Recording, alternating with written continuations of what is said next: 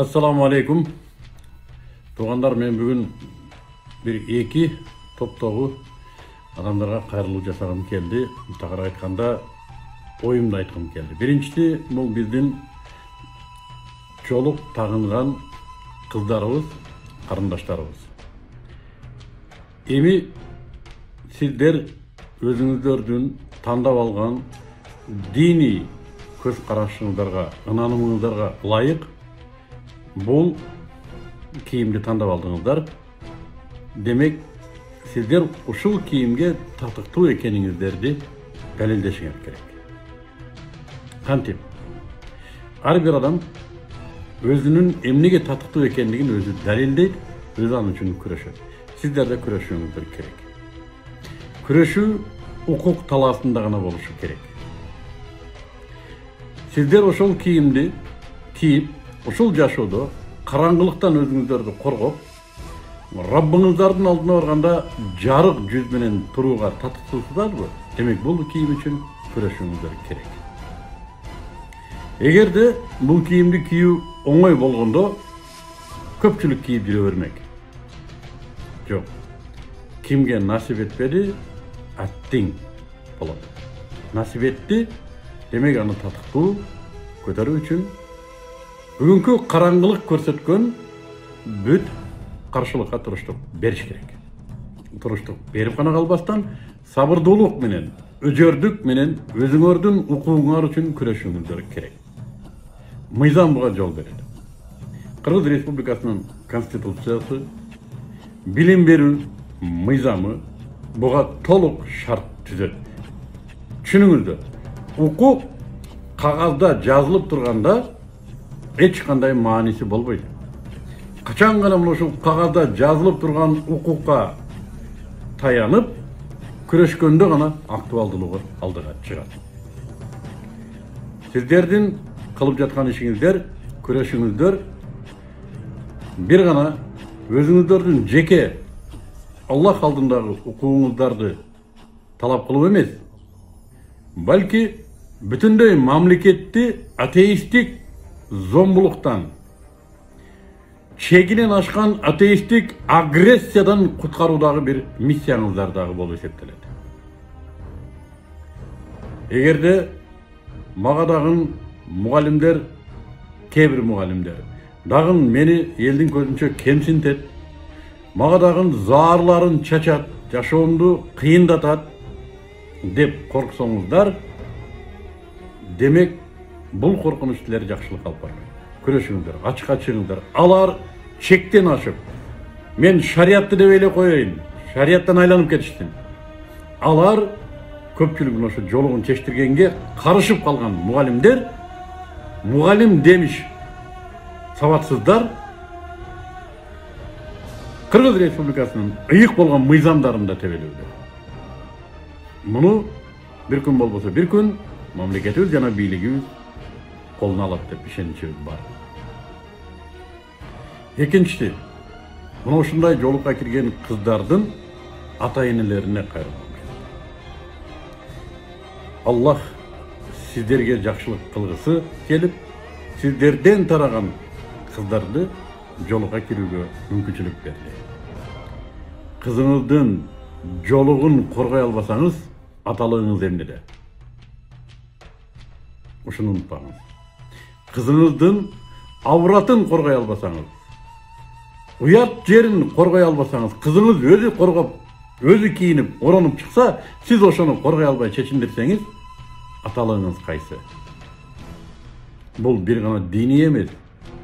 Бул адам затынын табиятындагы күрөш. Аялыбыздын, энебиздин, кызыбыздын бирөөгө денесин көрсөтүүсү эркектин табиятына каршы. Табиятына каршы. Дин болгон ушуну бекемдеп берди. Тарыхты караңыздар. Үчүнчүсү, мен юристтерге кайрылат элем. Урматтуу укукту туу туткан биздин мекендештер.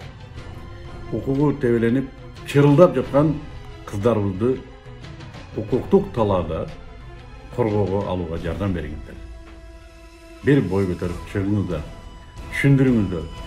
Ар bir юрист birden, ekiden kız özünün korgosuna alsınçı. Zor kıymıl payda olur. Biz hukuk жағынан ağarabız uşunun şanisinde.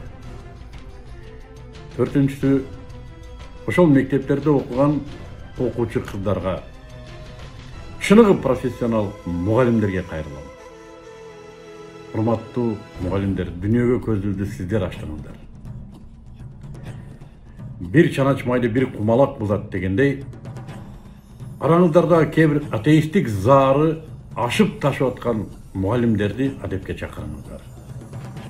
Алар мугалимдер деген жалпы сөз менен жалпы Кыргызстандын устаканасынын ээси болгон азирети мугалимдерибиздин атына көө түшүрүлдү. Буга жеңдирбеңиздер. Биз наркыбыз менен келаткан элбиз, динибиз менен келаткан элбиз. Жана жалпы журтчулукка да кайрылып. Биз светтик деген сөздү Конституциядан алууга күрөштү баштайбыз. Антпесе 2010-жылы айткан нерсебиз бүгүнкө чейин далилденип келет. Бул светтик деген сөздүн эмне экендигин түшүнбөйт, бирок өзүнүн ичиндеги динге болгон каршылыгы, өзүнүн заарын ушул сөзгө такап туруп, эми караңыздар, ал эмнеге жетет? Эч нерсе колунан келбеген окуучуларга жетет. Мына ушундай, биз 70 жыл атеисттик канкоризмде жашап келдик го. Бул атеисттер диндар элдин канына тойбойт экендер. Булар ызага тойбойт экендер. 70 жыл. Не деген алымдарыбызды кырды, не деген аталарыбызды, эрлерди кырды басмачы деп туруп. Токтотуш керек бул атеисттик экстремизмди. Караңгылык агрессиясын токтотуу керек. Эгер светтик деген сөздү түшүнбөсө, ошол сөзгө такап адам укугун бузуп атса, ал сөздү Конституциядан алууга жардам бериңиздер. Мен сиздерди инсапка чакырам. Бийликтегилерге да ушул кайрылуумду жеткизүүнү каалайм. Assalamu alaikum. Assalamu alaikum урматтуу мекендештер. Кече мына өзүңүздөр көрсөңүздөр керек, Жалал Абад областынын Базар Коргон районунда экен. Мектепке хиджаб кийип келген кыздарыбызды, бир тууган карындаштарыбызды мектепке киргизбей, олорду коркутуп, басым өткөрүп, олорду кысым берип, мектепке киргизбей коюптур. Биринчиден ошо мен мугалимдерге кайрылат элем. Силер эч кандай Алланын астында дагы, мыйзам негизинде дагы укугуңар жок олорго, жолугуна асылышка, жолугуна кысым өткөрүшкө. Силердин милдетиңер сабак бериштик, илим бериштик. Олар өзүнүн мектеп формасын, ак көйнөгүн кийип келип атабы, сабагын аткарып атабы, тапшырмасын аткарып атабы, ручка алып келип, китебин, тетрадын алып келип атабы, болду, силердин ишиңер ошол. Өзүңөрдүн укугуңарды, өзүңөрдүн милдетиңерди билип алгыла силер. Алладан корккула кичине. Динди тааныгыла, биз мусулман элдин кыздары ошол. Ата бабалары бүт баары мусулман болгон. Элибиз мусулман.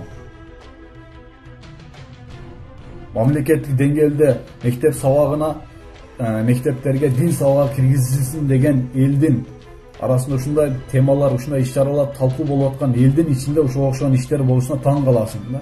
Мектепке дин сабагы киргизилсин деп талкуу болуп аткан тема өлкө башчы өзү айтты, мен киргизем деди. Киргизишин каалайм деди ошо. Мектепке дин сабагы киргизиле турган өлкө ушундай элдин арасында жашап туруп, кантип хиджабка каршы чыгып атасыңар силер? Алладан корккула. Ким Алла Тааланын фарзына, өкүмүнө каршы чыга турган болсо, ал түздөнсүз Аллага душман болуп эсептелет. Себеби ол хиджаб кийиштиген онун имам же ата-энеси, же айыл башчы, же бир муфти ого буйрук бербейт атат. Оны Алла буйрук берип атат ого. Алла гий деп атат, Алланын өкүмүн аткарып атат ол. Ошол жердин эркектерине, жамааттарына, ошол жердин айылдагы аксакалдарына, имамдарына кайрылат элем, ошо окшогон иш-чараларды карап коюңуздар ошону. Хиджабка, ошо динге туура эмес иш болуп атканда бардыгыбыз жооп беребиз ошо Алланын астында. Эртең сурайт Алла Таала, мени өкүмгө каршы чыгып атканда сен эмне кылдың деп. Эркектерге бар экен ошо айылдын эркектери. Буга чейин да башка жымна муфти уламалар кеңешине да кайрылган, буга чейин башка жерлерде да болгон. Мына 2 ай ичинде көп жерлерде болду ушул. Өткөндө чүйдү дагы болду деди. Карап коюңуздар ушуга окшогон иштер, уламалар кеңеш иш-чараларды өткөрүп кабар алып коюңуздар, мына казияттагылар. Милдетибиз ар бирибиз мойнубузда, бул фарз, буну карап коюштук. Жооп беребиз эртең ушулардын үстүнөн. Же болбосо мынабы мамлекет жетекчилерге кайрылам, ушуга окшогон мына өзүнүн мыйзамын, укугун билбеген, динин тааныбаган мугалимдерди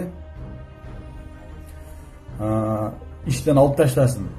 Себеби илимсиздик себебинен канчалаган ушуга окшогон элдин ортосунда бөлүнүүлөрдү пайда кылып атат ушуга окшогон агайбы, эжеке, мугалим, директорбу, кимиси болбосун баардыгын иштен алып таштасын талап кылабыз ошону. Башка мына жаран мусулман элдерине да кайрылам, ушул нерсени айтсын, ушуну чыгып көтөрүшүн ушул маселени. Талап кылсын болсо ошону.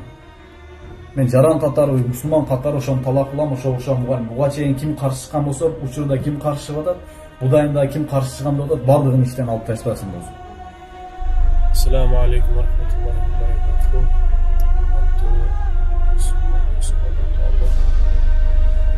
Акыркы күндөрдө Жалал Абад шаарында Базаркулдун айылында мектепке хижаб менен жолуу менен барган кыздарды мектепке киргизбей, сабакка киргизбей, кийин туруп аткан мугалимге же участкалык болобу же мектеп директорлору болобу кыздарды коркутуп жолго чечесиң деп ошондой ишти жүргүзүп атат. Аларга биз кичине бир эскертүү кылып коебуз. Силер Кыргызстан закондорун билбей кантип мугалим болуп иштеп атасыңар, кантип директор болуп отуруп атасыңар, кантип ошол айыл башчысы болуп отуруп атасыңар, мен билбейм. Ошол жерде бир Кыргызстан закондоруну жакшы билген, балдарга билим берүү эмнелигин билген жакшынакай мугалимдер отурса жакшы болмок деген оюбуз бар. Аны Кыргызстан билим берүү министрликтасы көрүп чыгат деген оюбуз бар. Анан биз кичине ошол Кыргызстан закондо образование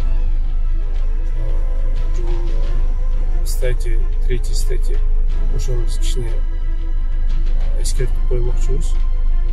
Согласно Конституции КР Кыргызской Республики, никто не может подвергаться подобной дискриминации. Каждый имеет право исповедовать любую религию, и никто не может быть принужден к выражению своей религиозной и иных убеждений или отказу от них, так в законе Кыргызской Республики о свободе вероисповедания и религиозных организаций в Кыргызской Республике прописано: граждан равны перед законом во всех областях гражданской, политической, экономической, социальной и культурной жизни, независимо от их отношения к религии и религиозных либо атеистически убежденные. При этом в законе Кыргызской Республики об образовании в статье 3 прописано, что граждан имеют право на образование независимо от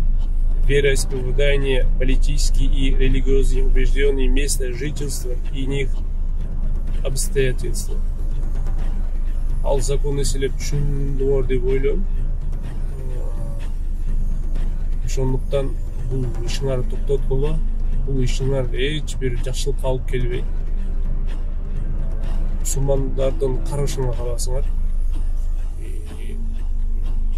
Өзүңарды дагы, башка адамдарды дагы тынчын бузасыңар.